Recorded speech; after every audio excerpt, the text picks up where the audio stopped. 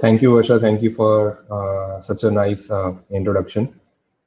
Without wasting everyone's time, since it's like the last panel discussion, I'll directly get straight to the point.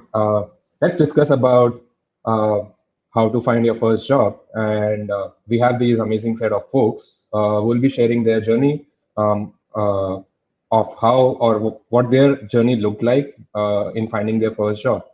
So, first of all, I would like to have Saurabh on stage. So Saurabh is a front-end engineer at Razorpay. He likes playing around and exploring web tooling, and currently working on a static site generator tool called Abel, which I'm sure most of you are aware of, like if you're following Saurabh on Twitter.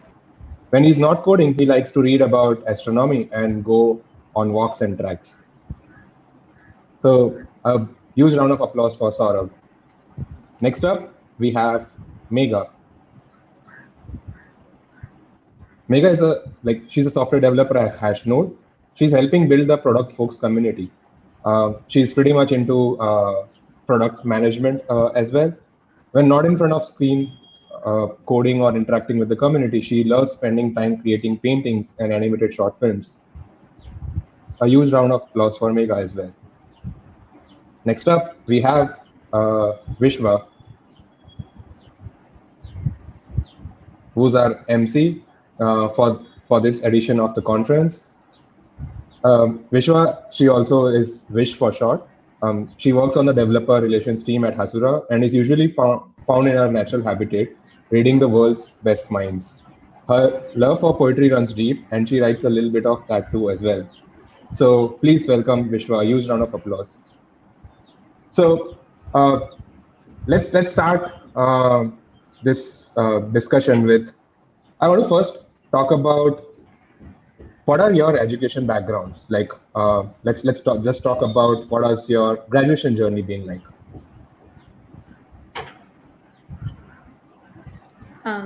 Just a sec, Kamlesh. I think Kiran is trying to reconnect Saurabh, but while Saurabh Sure. joins us again, yeah, I can go first. So I recently graduated in 2019. I did my bachelor's degree in computer science and engineering. So yeah, I do have a background in tech. And then I also pursued in computer science, pursued my bachelor's degree in computer science. So yeah. Amazing. Megha, do you want to go next? Yeah, I can go next. So yeah, am I audible? Yeah. Yeah, so I will graduate actually this year. So like my college books as well as my amazing team and Hashnode World didn't had a problem with it that I am still in my college. So that's pretty great. So I'm currently in my last semester of computer science engineering. So that's about me. That's pretty interesting. At least you are actually working on a full-time job while you're actually also pursuing your college, which is pretty amazing. Yeah, Exactly. actually, like I learned from this community itself that it's really doesn't matter, to have a degree or not. So yeah. Yeah. Sort of. So we were So I basically grad- discussing like let's start with your education background. Yeah. yeah, so I graduated last year, so in 2020, and then joined front end at Razorpay. So yeah, mostly 2020 graduate. Sure. So the next thing is like, how did you find your interest in tech? Like, was it that you entered an engineering college and then you developed an interest, or you are basically on the other side, which is like you had this clearly in your heads, and that's the reason why you pursued engineering? I think for me, at least, I've always had my interest in tech. I remember having some classes when I was in sixth or seventh grade. We used to like do a bunch of HTML, and I really enjoyed those classes. And then fast forward to high school, I took a course that was that helped us learn a lot about programming languages like Java. We learned a bunch of things about databases, did MySQL, learned HTML, CSS, JavaScript, stuff like that.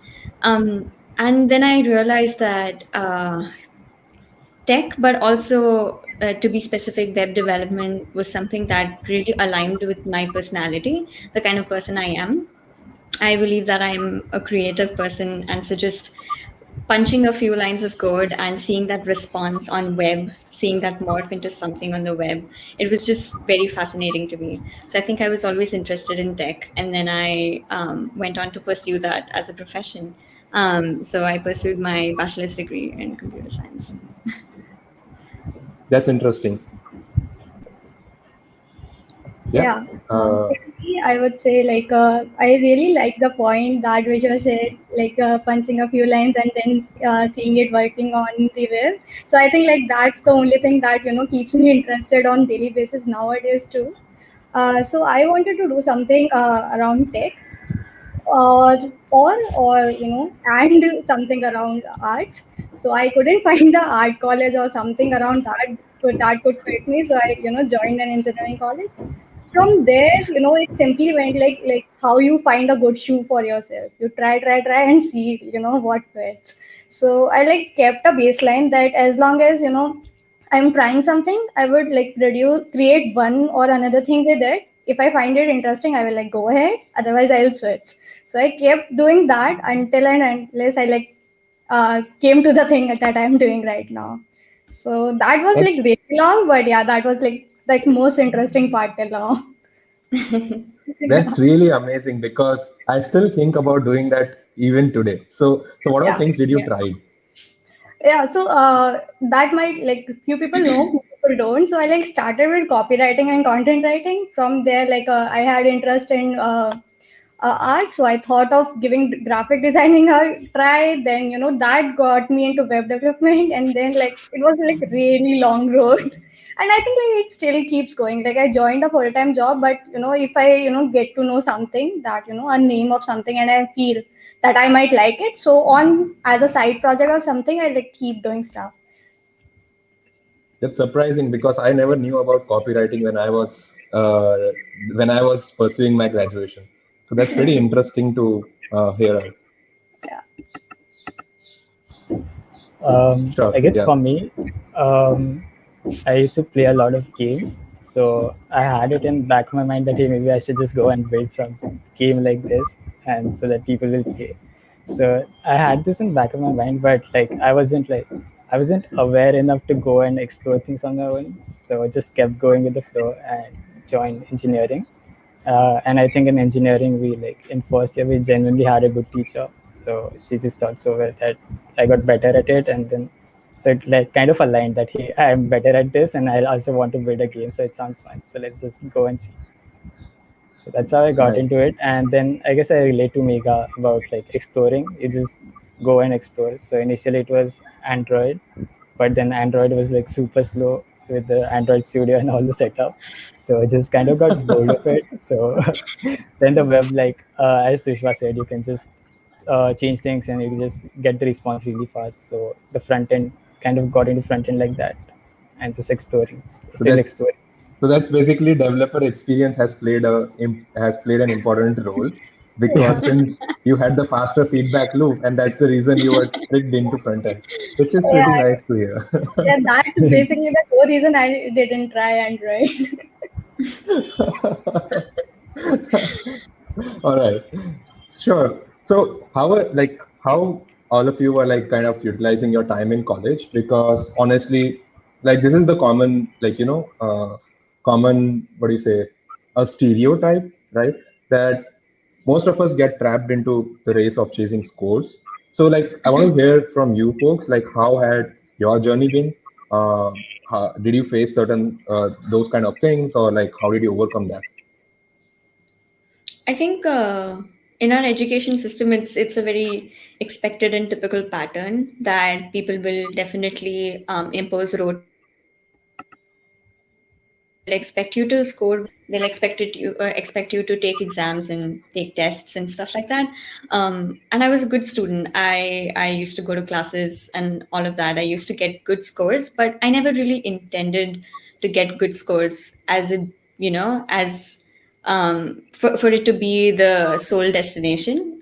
Getting good scores was a result of something else. It was a result of being diligent.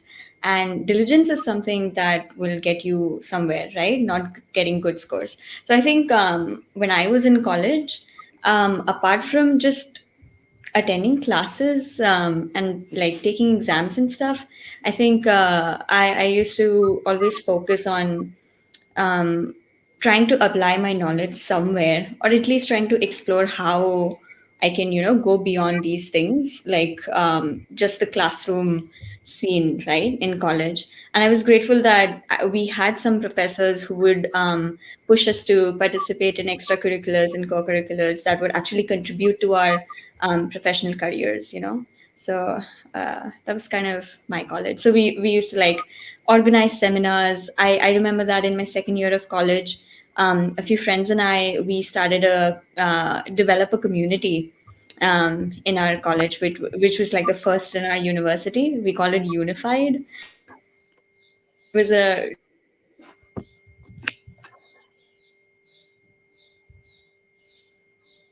really and yeah, so that was a fun part of college. Okay, could you please repeat that unified part? I guess we lost you for like a couple of seconds. Yeah, I think this stream broke for a few seconds. Um, Yeah. yeah, so I was just saying that we used to organize meetups, have a bunch of expert speakers come to our college for sessions and stuff like that. So it wasn't just going to classes and getting good scores, taking exams, but also this that helped us.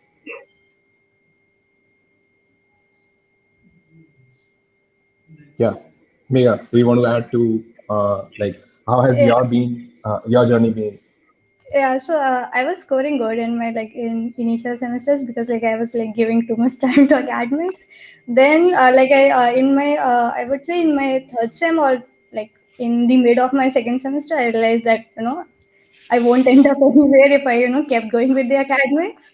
So then I like started exploring stuff and other things. But I realized like even I am like committing 10 hours to my academics or I am committing 1 hour to my academics, my score is pretty much same.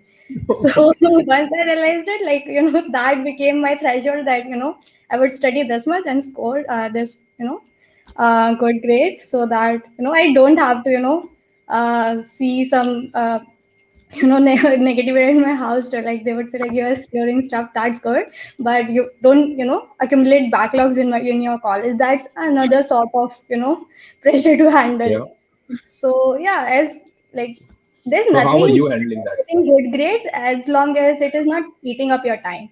For me, the thing that was eating up my time the most was the commuting distance to my college. So the I think what it did was like it I don't know, like it acted as a force that I'm spending so much time in my college. So it kept me motivating that I have to do something about it. Okay. So how are you utilizing like let's say like this is now giving me like some time management goals. So I want to hear more about like how are you actually doing that split of time? Like you said that you were like you kind of Yeah, figured out that even if you spend 1 hour or 5 hours, your grades are gonna become the same. That's like that's like another goal for me, right? So once you identified this, right? So how are you kind of balancing it off? Like were you utilizing your time, like commute time in exploring your yeah. stuff, or like how was it? Yeah, so like it went like this. So firstly, like I slowly identified like where my time is going. So my time was going, in doing assignments. So I realized that is it, that important? So if it is, I do it. Otherwise, it's like to put it in one word, it's just like opportunity cost. So if it is like that word, I'll do it. Otherwise, I won't. For commute time, like that was the main thing that was stuck in my mind, that I like waste my 2.5 hours a day in commuting. So I wanted to incorporate the habit of reading in me. So that helped there, that as long as I'm in my bus I will read. So like it's just like Now I I get said, that. yeah. Now I get that why you are more interested in product management as well. I heard the term opportunity Yeah, like cost, this organizing and stuff is like just natural. which is pretty interesting. So I guess if Saurabh would have created that assignment, like your handwriting tool, at that point of time, it would have helped you a lot. No, like I couldn't Absolutely. really feel, like I didn't lose anything by not, doing assignments. I was making a conscious choice about it. But yeah, a Saurabh's tool is good. Like if I have still one semester to go, so yeah, it will help me out. Okay, Saurabh, you Awesome. have a user, one more user. Yeah, Saurabh, what has been it like for you? I think I was attending lectures, but I wasn't really able to score good marks. Like I wanted to score good marks, but wasn't able to. I think from the family side, it was a nicer for me because I guess I disappointed them in 12th only, so they didn't really care about marks later. But yeah, so they were just okay with my marks. So that kind of gave me like some space Fair. to okay, I just have to pass the exams, and after that I can do anything what I want. So I guess I So, spend most of my college time like going for hackathons or mostly like participating in competitions because you were getting attendance for that. So it was a good alternative to attending lectures. So yeah, mostly went for hackathons and it was fun. Didn't attend much lectures after second or third year, I guess. But in first mhm. year, I did attend lectures, and mostly used to attend lectures which were actually informative. So there were like some subjects which were genuinely good, so used to attend them. Yeah. And I guess rest of the time I just used to spend in my college reading room and just like do things with computers. Yeah. Oh, so were you like kind of reading stuff that time, or you're building stuff as well? Oh no, no, like I used to build only. I guess I built a lot of things there only. So like most of the things that are on my guitar. Yeah. Interesting. So there are so many fun tips from here. Like I just got to know that instead of raising the bar high, you just lower the bar. So once you say your parents said, okay, I am not doing good, so they lose expectations and you get a space to explore more. Pretty interesting. All right. So like since all of you mentioned right that because of like faster feedback loop, like all of you were mostly interested or you loved the way of building things on web, right? But I want to now understand more that how did you actually or particularly figured out what area is working out well for you? For example, Saurabh, for you it's front end, for Megha it's like full stack, right? And for Vishwa it's like developer relations or developer advocacy, right? So how did you actually go about picking these things up? Because like most of us don't even know, right? Like these are like kind of different fields or these are different streams in which you can make your whole profession. Yeah, I think for me it was like it's very simple for me to answer this question because it was a couple of first times that I had. My first time attending a conference, my first time giving a talk at a meetup, my first time showing a demo to a couple people, and they were like, "Wow, this is so cool." So it was like those things that helped me understand what makes up developer relations or developer advocacy, to be specific. Um, and so I think it wasn't later in my third year that I got to know about developer relations as a discipline, as a profession. But then when I found out about it, I realized that that's something that I would really be interested in doing. Maybe it was a part of my personality. It was something that I was probably good at, but I just didn't know about it. And then I came to know about it, and then it just really aligned with me, and my interests, my passions, because I was always a very active. I always wanted to be a very active part in the community, right? So I was very involved in the scene, and then I started organizing meetups, as I mentioned earlier, with my classmates. And we used to organize hackathons, attend hackathons, and stuff like that. So I was already a part of the community, and then I started giving back to the community somehow. And so that just completed the loop for me. And then I realized that, okay, this is something that I'd love to do professionally. Pretty interesting. Yeah. Um, Yeah, I I guess think yes. Figuring out upfront is like I guess which is a most aspirational thing. So because it's already so confusing out there. Yeah. So if you know your interest, things become easier for you because you now know what you want to do. So you are not just finding the job for the sake of it. You are actually trying to pursue your interests, which is kind of Definitely. aspirational. Yeah. Yeah, I guess I can go next. So for Yeah. Yeah. me, uh, I was mainly doing front end up till I joined Hashno. So I like really used to freak out by full stack stuff. Like I used to think like backend is so tough and stuff. But yeah, I'm like really grateful to my team there. So everybody who is in the team, so like everyone like is a full stack developer, no matter if their expertise is in backend. So that's the only advantage a 8 member team gives you. Like not the only advantage, Hmm. but the most important advantage it gives you. So they got me up and running, and like I like very quickly realized that I was only limiting myself.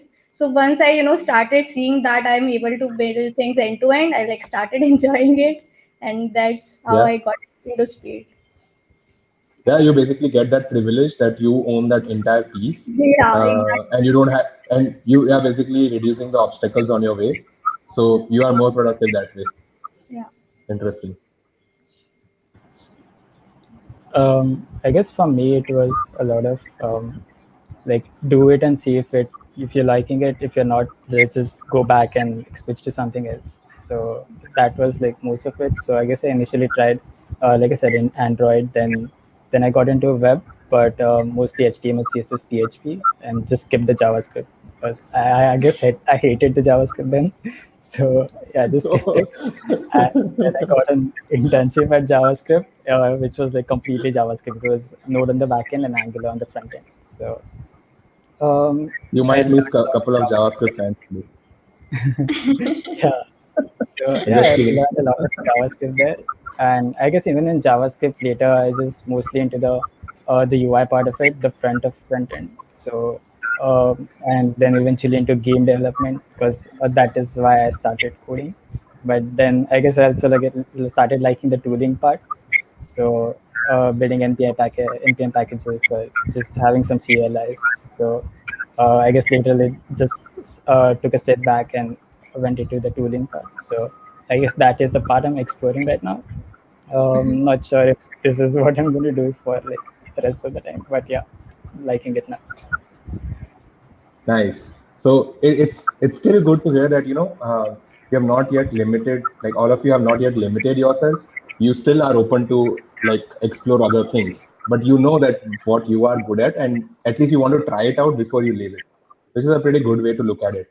So now since like this is basically we just spoke about like discovering your interest, discovering of what you want to do and how you were doing it in your college to basically figure out that okay you want to make it your like you want to make it as your professional career. So we spoke about all the discovery phase.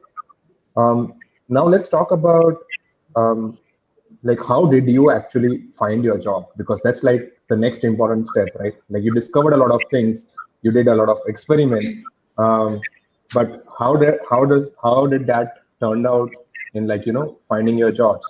So I have a couple of questions that I'll be sharing, or maybe I'll be asking with all of you. um, so like what did you do as a first step when you started looking out for jobs? I think for me, the first and foremost step was to go to their careers page, check out the job description, and then go back to the website if like there's like a good company website where I can check out the team, um, plus points if they have a bunch of things about their team value and everything. That just gave me a good view into what kind of a company it is, like what is the team like. Um, all of those things, like reading about the company's values, the team's values, it just helped me understand what I'm dealing with, like in a way that it helped put faces to a name. It helped me connect with them better. So before having a first chat with them, maybe as part of the interview, it really helped me set a good backdrop to whatever the process is going to look like how am I going to approach these people, my recruiters, what I should be expecting from them, what they would be expecting from me for this role, stuff like that. So I think a lot of research was involved as the first part, the first phase of the process, because I like to think that the person who is applying is not the only candidate.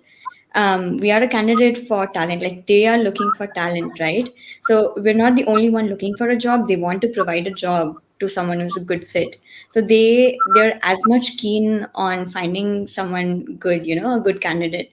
So if they are researching so much about us, it's only fair that we research as well, right? So I think that was a very important part for me before starting off with a interview process.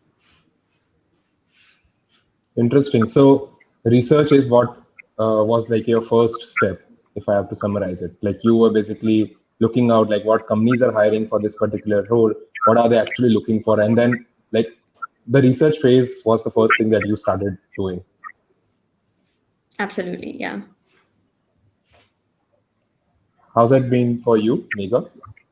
So I thought I will do a job hunt sort of thing, but I never actually got to it. So for me, like it wasn't like in the last 3 years when I was in college. So it was majorly like finding people and finding the work I like. Until they the like this November September, it was going the same. I was just trying to find the people and what sort of work would I like. In this meanwhile, like for this, what I used to do, like I used to like talk to people a lot in the community just to see like what their life looks like do I belong there or not. And I think that communities give you a very good outlook towards it, like do you belong there or not. So that's how, like I would, if I say about Indian Twitter, or maybe the product first community, these people actually make me feel that where I actually belong in the career spaces. Apart from this, Interesting.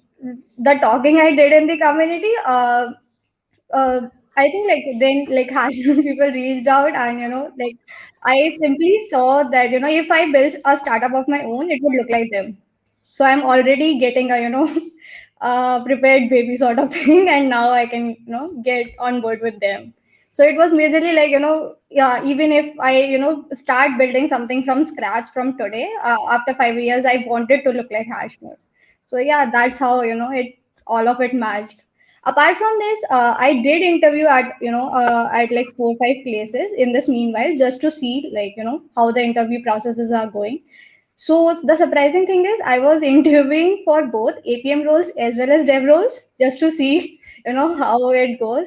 So I was being able to crack both of them, but yeah, I sort of had a dream company of my own that I wanted to join. So the day I got the offer from Hashnote was the same day, like I was interviewing there. But yeah, like I had like Hashnote that much that I canceled that and joined them. I really like how experimentation has been Yeah. intrinsic for you, like at every part or every phase of your life, which is pretty interesting. Like you at least experiment. Like worst case, you would fail or you would succeed or whatever, but at least you would validate your idea. Yeah. Just Also, quite I think keep a interesting to track hear. of it, like everything is a possibility. Like we test it. If it fails, that's also like the only interview I failed till date. I genuinely feel that it taught me so much that what are the things I'm bad at compared to all the interviews I passed till now. So yeah, if people are Interesting. able to find the interviews they failed, it's good for them. Okay, interesting. Yeah, Um, Saurabh. I guess for me, I really wish if I had done as much research as Vishwa did. I did not really. I was like mostly applying, and I guess I just used to go to LinkedIn and see what all jobs are there and apply from there. Or like sometimes I just used to go from the careers page. So that is how I was applying. um, about the interviews, like used to get some interviews, but I cracked, I guess, very few of them. I just used to fail, and like somewhere in between just used to mess up. And I guess about like after one point, I guess just like, decreased the applying, and actually started doing what Vishwa was doing, to just go to the page and properly see and only apply to the companies that you actually feel like where you can uh, one is where you can get accepted, and one where you would like to work at. So Hmm. I guess that helped, that like um, just helped with the energy, like storing that energy for applications. So I could just have like a proper focused application to the jobs. Like you used to like send like proper applications then. So that helped, and I guess eventually like for Razorpay, Kamlesh when they reached out, so that helped. Yeah, Interesting. I'd just like to So, chime in and say quickly that that is absolutely right, and I agree with Saurabh that there has to be some balance. It depends on from person to person, but there has to be some balance between the number of applications and the quality of applications, like the quantity and the quality. You can't just go and get up, like apply to hundreds of different companies and then expect yourself to be fine with the outcome, or the entire process. It's kind of going to exhaust you, and yeah, the outcome is going to be depend on that. So I think it's better to strike a good balance, understand how much you can do, and then strike a good balance between the quality and the quantity of applications that you put out. Yeah. yeah, Yeah, I'm that's a going to nice way add to one summarize point. that. Yeah, Yeah. So yeah, as please. yeah, as Vishwa mentioned about the quality of applications, I only applied to the companies whose product I was like personally using and like had a really genuine interest towards. So I think like people really find this as a very underrated point. But this act as a pivotal point while you talk to the company people. So it is very easy to spot who has a genuine interest in your product and who doesn't. So have that like genuine interest towards the normal work you are doing or the the companies you want to work with. Paycheck can be a motivator, but yeah, genuineness is very very and it like paycheck can't take you clear the interviews and stuff. Yeah, I mean, applying to a lot of places in bulk, I don't know. That doesn't help unless and until we have a like all the companies have a dedicated team who have like some turnaround time. That's like just the sad part of it. But yeah, that's how it has been for years, and I don't know. It's that's how it's going. Yeah. So yeah, I mean, it's kind of depressing as well sometimes because let's say if you want to work for XYZ company and the like you don't even have someone who's working there who can refer you, or you don't have someone who can even see your work. The only way or the only entrance point that you have is either reach out their HR on LinkedIn or directly apply on their careers page. But again, you don't know if you would you don't know if you would get a response definitely from their end. So I don't know, like that's kind of sad because it's like it has to be completely you have to be a lot more like a lot of luck factor comes into it because I don't know, like so many applications just flow in. You don't even know if someone is watching their careers page. So yeah, I don't know, like that's like the sad part of it. So how did you folks like prepare for the interview? That's like another thing. Like you did your research, like discovered, you did your research, right? Now comes, let's say you applied for few of the companies and you got an interview call, and you know that you have an interview after like 3 or 4 days or in a week. So how did you actually prepare about your interview process? Um, I think it depended on whether or not I knew the product or the company before applying. So if it was a new company or a new product, I'd actually prefer to test it out before I have my first chat with the company. That would kind of help me understand the product better, because obviously even if the first chat is not going to be all technical, they'd want to know something about it. Like they'd want to know my experience around it, if I've used it or not. And especially in developer relations, developer advocacy, it comes in very handy if you're familiar with the product, especially if you've done your research and you have a couple of points for feedback for the team. I think from my experience, the team takes it very positively, and they find it really good if the person who is applying, if the person who is interviewing, they come up with some points of feedback. They have some things to share that the team can use, because that also means that they're generally like genuinely interested in contributing, and this is like this interview means something to them, you know. So if it was something that I have never used, I'd like to test it out.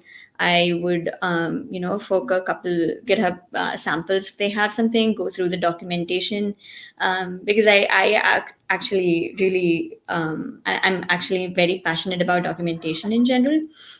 So these were a few things that I'd love to do, like tinker around with the product demos and documentation, stuff like that, so that I have some talking points when I, converse with the team first, just to show my interest and how much I'm ready to put my efforts into this process. Interesting. So that's basically you doing your homework for the company Yeah. so that they know that okay, you are literally interested to work with them. Yeah, exactly. How Yeah. about you, Megha? Yeah, so for the dev interviews, like there are like multiple parts to it.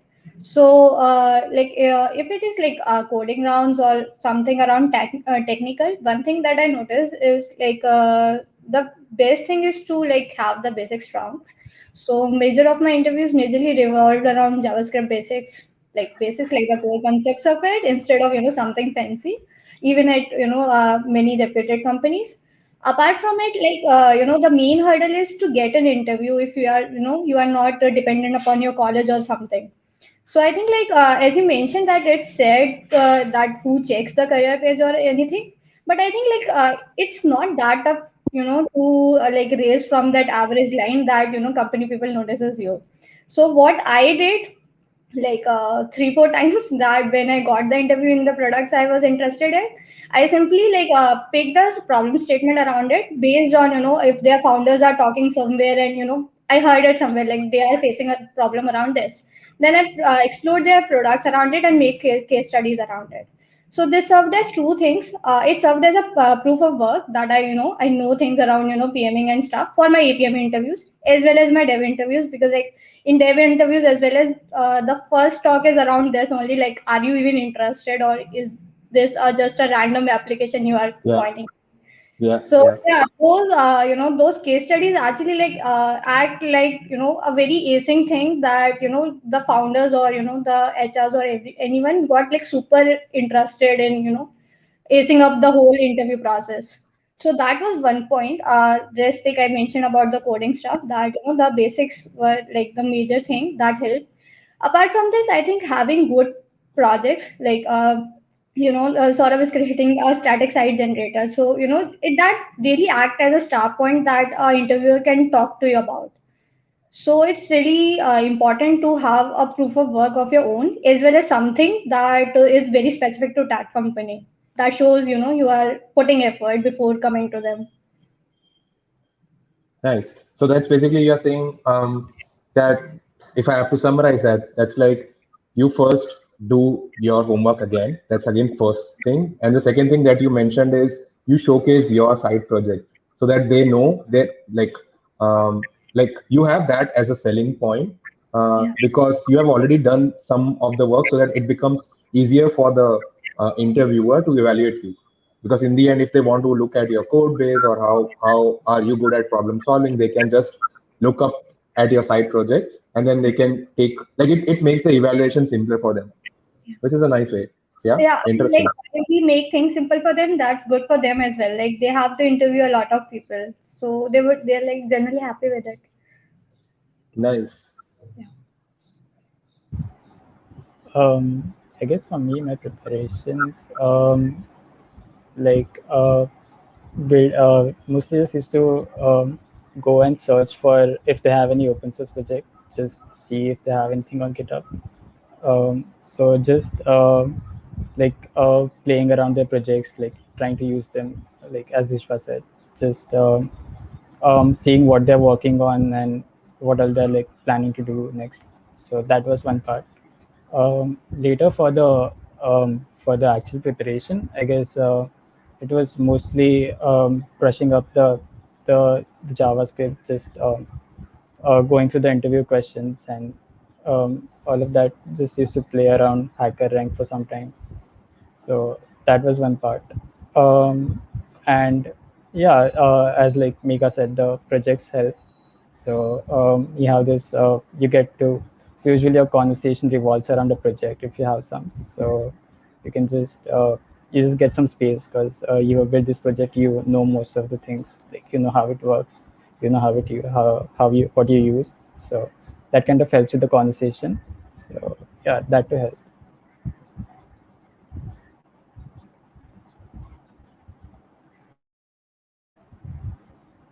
Yeah.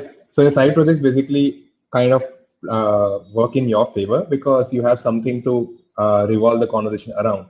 So instead of interviewers driving it, right? It's like you who's driving the conversation, which obviously will work out in your favor because you know the in and out of that project. Which is like again a smart way to look at it. Um, so yeah. So I mean the next thing that I want to talk about is uh, so like you might have like given a lot of interviews, right? And you would have also faced some rejections, if not many, some, right? So when you're actually starting off, right, since you had been like so much aspirational and you had put so much efforts, like you did the research, you put efforts in, let's say, figuring out what the company is doing, you put efforts in like talking about your project and everything. But there would be certain times where they didn't the interview didn't go well, or let's say you weren't selected for XYZ company, right? Which means there would have been rejections. So how did you face or cope up with rejections? Initially, it was really hard coping with rejections, coming to terms with, companies saying that you cannot be, sorry, we couldn't offer you this job because of XYZ reasons. Because no matter what the reason was, and no matter how positive and constructive the feedback they gave you was, somewhere down the line, you start feeling that you weren't enough, your efforts weren't enough, right? And you're not fit for the role. And that feeling that comes with it, it's not a very pleasant feeling.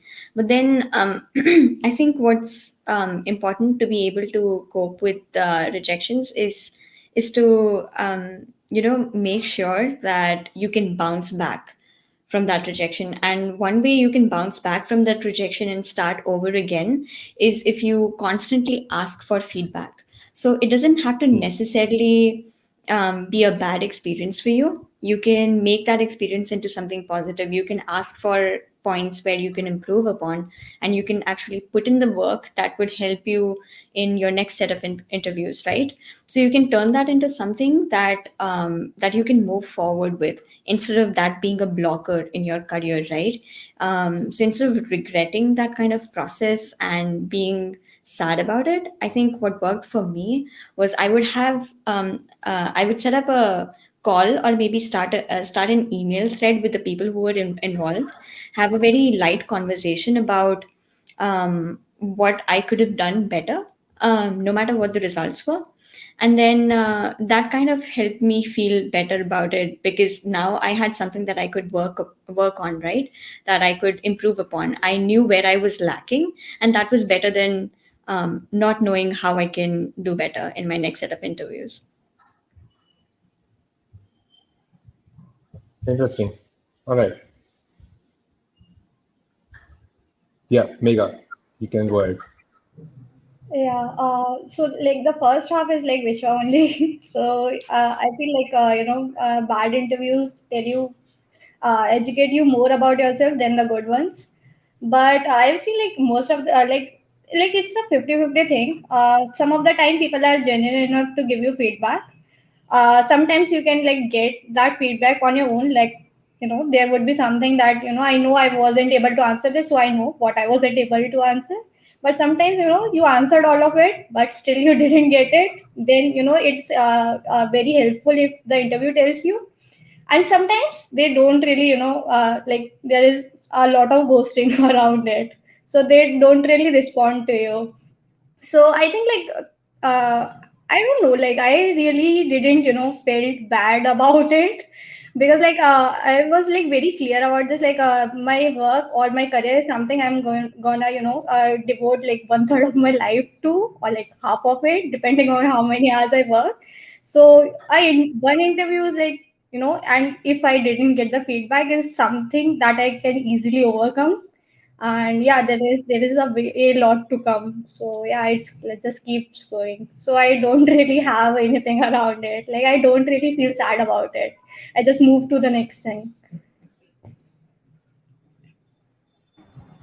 Um, for me, I guess it's very opposite. I do feel like very terrible, and I think it gets better with time because so like first time it will be like extremely sad, but then like when it happens second time or third time, you just have this.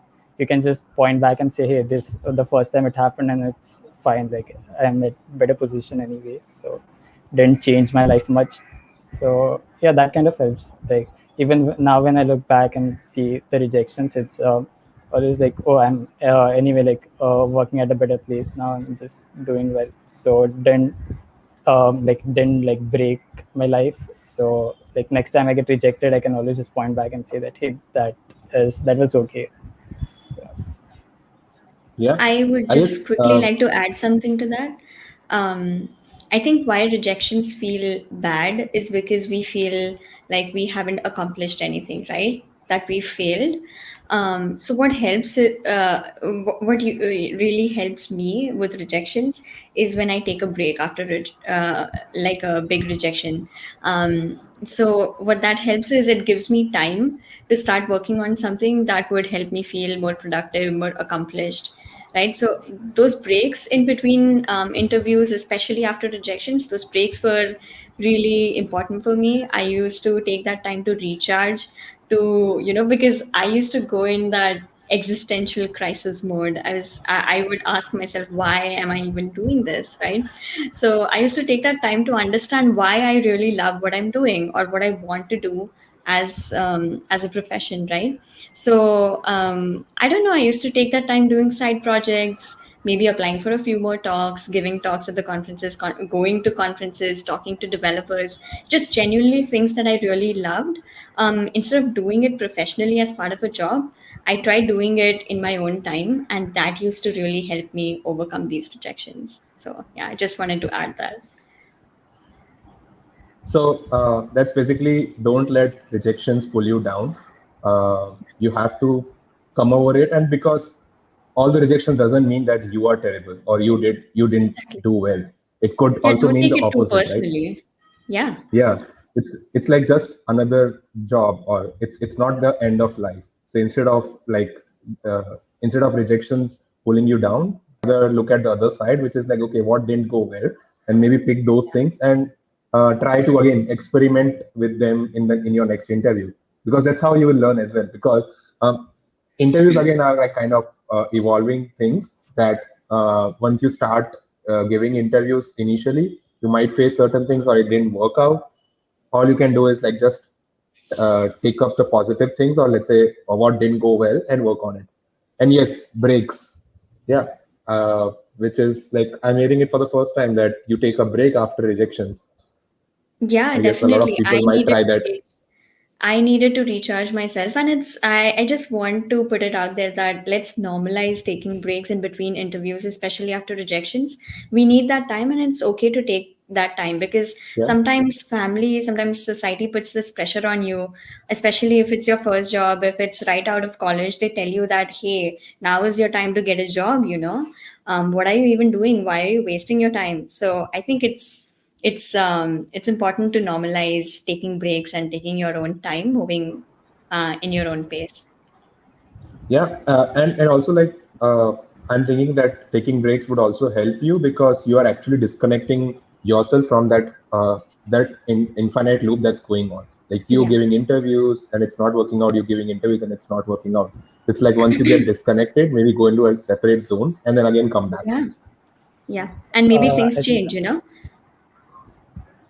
yeah, I think that has helped me as well. Like I said, initially I was just applying, and later going to actually studying the company and applying to specific positions or specific jobs which I know very well. So even like there was a break in between, like where I was like enlightened about all these things. So yeah, I mean that helps. I guess I built a lot of projects in between as well, between that break. So yeah, that break has like helped a lot. Otherwise, I would have just still like applied, and probably not helped it. Yeah. Yeah, yeah, that's a nice way to conclude it.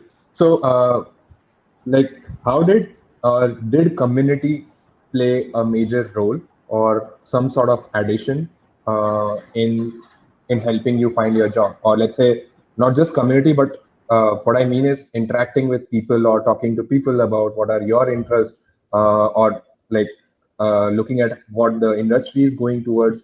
Like, how did that help you, or how did you even get a chance to, like, connect people outside your normal social network, let's say your college or your friends around it? I think for me, it's safe to say that community played a huge role in that, a huge role in where I am right now, and not just because I am in developer relations, and that community is a huge part of developer relations. Not just because of that fact, but also because once I started involving in community, I found out that there is this whole another universe. Like there is this whole another space where people gather, they interact, they share their work, share their ideas, and there's a lot of giving back also that happens, and other people benefit from that. And I think it's a very positive place to be at. So whether you're looking for a job, whether you're working on a project, whether you're building your own company, your own product, I think community helps in everything, because there is this sense of collective growth that really helps you put like invest in personal development a lot, but also along with peers who have shared interests with you. So it's not just you being alone in a journey, it's a bunch of different people, like from diverse backgrounds, with diverse ideas and thoughts, but with a shared interest. That's where I think community really helps. So I think when I started going to conferences, especially getting involved in talking to developers a lot, going to meetups, speaking at meetups, and then also like being on tech Twitter. I think like making friends on Twitter. That was the start of me realizing the value in community.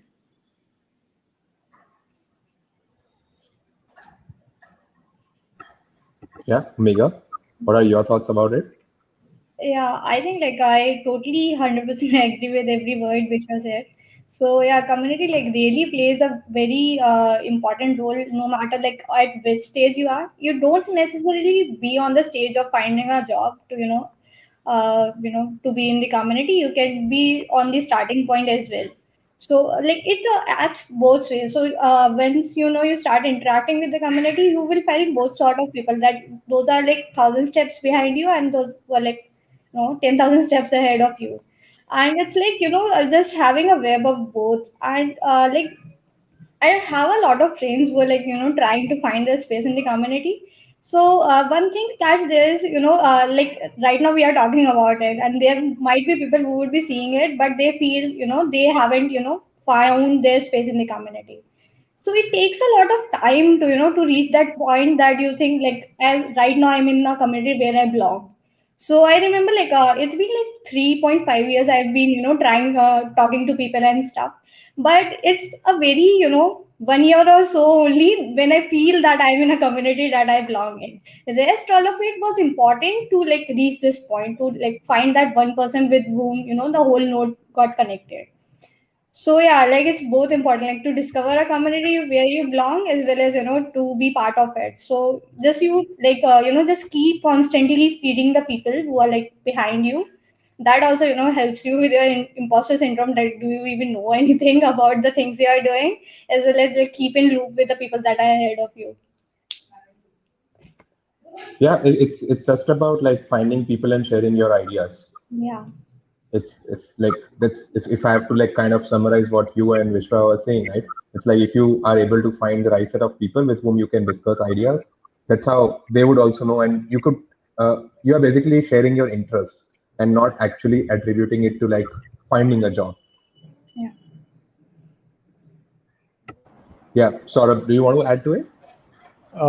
Yeah, I guess even for me, I think not just for jobs, but like initially from just building things to when I actually started sharing the projects, I had some people who were actually started using it, and that kind of validates your ideas. So that initial some amount of validation is like helps in like motivating you to do more.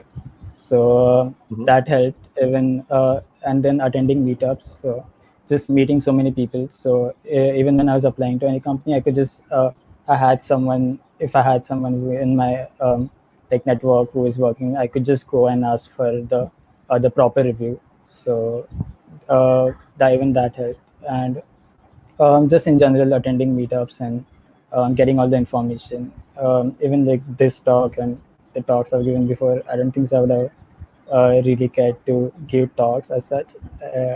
Like mostly like uh, I'm not the person who would like go out and like talk to so many people listening to you. Even that is a big deal. So even these things help a lot. So yeah, it did help, and even like later to getting a job where people just reached out because of the projects I had and on GitHub or like the things I was sharing on Twitter. Yeah. Far too kind, far too kind. So yeah, moving towards the closing session, right? So let me put this. Let's say if today you have to like give a wise choice of advice to someone who's right now looking at what would like your thoughts would be for someone who's actually starting to look out. Like let's say if you want to summarize whatever we discussed, right? So what would your thought would be, or your piece of advice for someone who's just starting to look out? Um, well, I wish I could call it like, wise piece of advice because I'm no wiser than any of you navigating through the challenge that is job hunt, where I think we're all figuring out how to do it in the best way possible without hurting ourselves. So I would only say something that really helped me, a couple of things that really helped me. Um, Surround yourself with people who motivate you and encourage you to push your boundaries and never be scared of stepping out of your comfort zone. Always put your mental health and your physical health first because things can wait. There will always be a couple more companies that you can apply at, but make sure that you're not pushing too hard, that you're affecting your mental health, right? Which also brings me to you allowing yourself some time to recharge, especially after rejections, as I mentioned earlier. So take your time, take a break if you can after a couple rounds of tiring interviews. Learn from your previous interviews. It doesn't, like, a rejection doesn't necessarily have to mean that it was a bad experience. Sometimes really useful insights can come out of hiring decisions that can significantly improve your performance in the next one. So always go back to previous interviews if you can and learn something from those experiences. Ask for feedback. Ask your hiring managers even after the interview process is over. Ask for areas of improvement that you could work on, because we need to be like highly invested in personal development, and this is something that I always say. I don't want to sound preachy, but companies want to hire people who are highly invested in their own growth, because that means that the company will grow too, right? So make sure that you get as much feedback as you can from these people that you interact with, that you interview for, and that you work on it. And lastly, don't be too hard on yourself. Again, focus on learning, embrace the journey, like share that journey with the community so that others can benefit from it, and keep giving your best. That's all I have.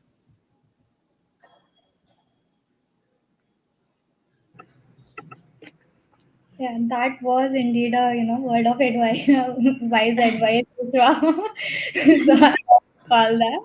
So yeah, like Vishwa really mentioned a lot of good points. So second to that, apart from it, like I don't know, like if it sounds wiser or not, but yeah, like I think like the if I want to sum up, my 4 years or like 5 years in one word, it would be courage. So a lot of people who are just starting out, the things that I see them, talking about is like, do I learn React or JavaScript? Like, be courageous, like pick something up. What if like at max what worst would happen, it you won't like it, so drop it, pick something else. They mention things around like seniors in the industry don't reply. Try DMing Kamlesh once, or 50 people, other people, and then come to conclusions like they don't reply back. So I see, a lot of my old emails that I used to write in my initial years to the people whose work I like, and those emails like are very less polished but a lot courageous than the ones I write now. So I think like like being courageous is what everything of it revolves around. And if you like really fear something out, just simply remember, like in 100 years, you as well as the person you are reaching out both will die, and like none of it would matter. So it's like completely chill around about that.